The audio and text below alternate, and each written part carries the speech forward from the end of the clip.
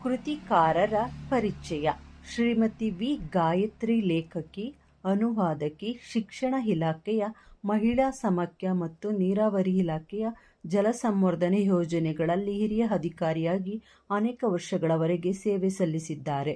ಇವರ ಪ್ರಮುಖ ಪ್ರಕಟಿತ ಕೃತಿಗಳು ತುಂಗ, ಮಕ್ಕಳ ಸೃಜನಶೀಲ ಕಲಿಕೆಯ ಸುತ್ತ ಹೆಣೆದ ಕಾದಂಬರಿ, ತೊತ್ತೋ-ಚಾನ್, ವಿಶ್ವವಿಖ್ಯಾತ ಜಪಾನಿ ಕಾದಂಬರಿಯ ಕನ್ನಡ ಅನುವಾದ, ಕರ್ನಾಟಕದಲ್ಲಿ ಸಾವಯವ ಪರಂಪರೆಯ ಕಥನ ಭಾಗ 1 ಮತ್ತು 2, ಸಹಜ ಅಥವಾ ಸಾವಯವ ರೈತರ ಕೃಷಿ ಮತ್ತು ಬದುಕುಗಳು, ಕೇಂದ್ರ ಪರಿಸರ ಮಂತ್ರಾಲಯದ ಪರಿಸರ ಶಿಕ್ಷಣ ಕೇಂದ್ರಕ್ಕಾಗಿ ಪರಿಸರ ಶಿಕ್ಷಣದಲ್ಲಿ ಅಗತ್ಯ ಕಲಿಕೆಗಳು, ಎಳೆಯರಿಗಾಗಿ ಪರಿಸರ ಮುಂತಾದ ಮಹತ್ವದ ಕೃತಿಗಳ ಅನುವಾದ ಮತ್ತು ಸಂಪಾದನೆ.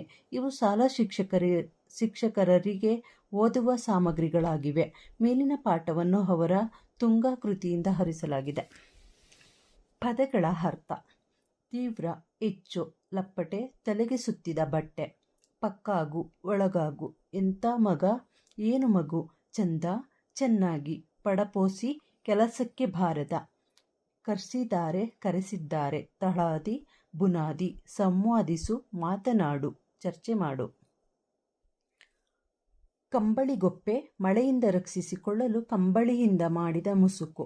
ಗೊರಬು, ತೆರವು, ಖಾಲಿ. ನಾಟಿ, ಪೈರಿನ ಸಸಿಗಳನ್ನು ನೆಡುವುದು. ನೀರಾವು, ನೀರಿನಲ್ಲಿ ಬದುಕುವ ಹಾವು. ಓತು, ಹೋಯಿತು. ಕದ, ಬಾಗಿಲು. ಒಡೆ, ಕಾಳು ತುಂಬುವ ಮುನ್ನ ಕಾಣುವ ಪೈರಿನ ತುದಿ.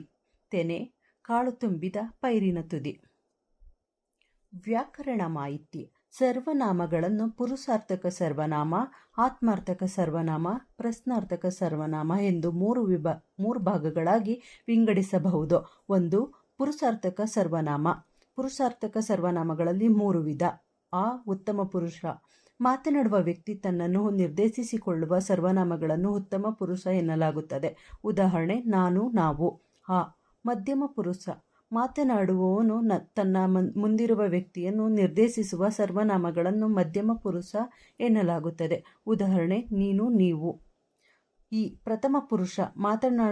ಮಾತನಾಡುವವನಿಂದ ಹತ್ತಿರ ಅಥವಾ ದೂರವಿರುವ ವ್ಯಕ್ತಿ ಇಲ್ಲವೇ ವಸ್ತುವನ್ನು ನಿರ್ದೇಶಿಸುವ ಸರ್ವನಾಮಗಳನ್ನು ಪ್ರಥಮ ಪುರುಷ ಎನ್ನಲಾಗುತ್ತದೆ. ಉದಾಹರಣೆ: ಅವರು, ಅವನು, ಅವಳು, ಅದು, ಅವು, ಇವನು, ಇವಳು, ಇವರು, ಇದು. 2. ಆತ್ಮಾರ್ಥಕ ಸರ್ವನಾಮ. ಮಾತನಾಡುವವನು ತನ್ನನ್ನು ಹಾಗೂ ಇತರರನ್ನು ಗೌರವ ಸೂಚಕವಾಗಿ ಆತ್ಮಪ್ರಶಂಸೆಯಿಂದ ಬಳಸುವ ಸರ್ವನಾಮಗಳನ್ನು ಆತ್ಮಾರ್ಥಕ ಸರ್ವನಾಮ ಎನ್ನುತ್ತಾರೆ. ಉದಾಹರಣೆ: ತಾನು, ತಾವು, ತನ್ನ, ತಮ್ಮ. 3. ಪ್ರಶ್ನಾರ್ಥಕ ಸರ್ವನಾಮ. ಪ್ರಶ್ನೆಯಿಂದ ಕೂಡಿದ ಎಲ್ಲ ಸರ್ವನಾಮಗಳನ್ನು